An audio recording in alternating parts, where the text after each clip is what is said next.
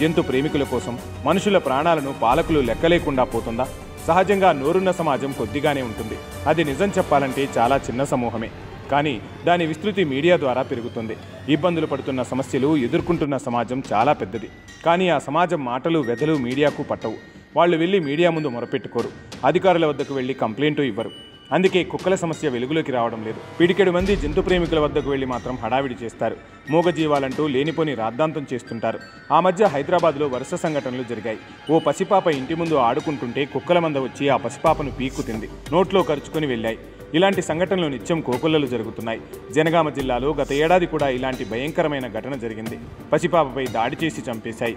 దేశవ్యాప్తంగా ఇలా ఎంతోమంది పిల్లలను వీధి కుక్కలు పీకు తింటున్నాయో లెక్కలేకుండా పోతోంది. పసిపిల్లలపై ఇలా కుక్కలు దాడి చేస్తుంటే మాత్రం మన సమాజానికి కనికరం రావడం లేదు. పాలకులు కళ్ళు తెరవడం లేదు. కానీ మూగ జీవాల పట్ల మాత్రం ఎక్కడలేని జాలి దయ పుట్టుకొస్తాయి.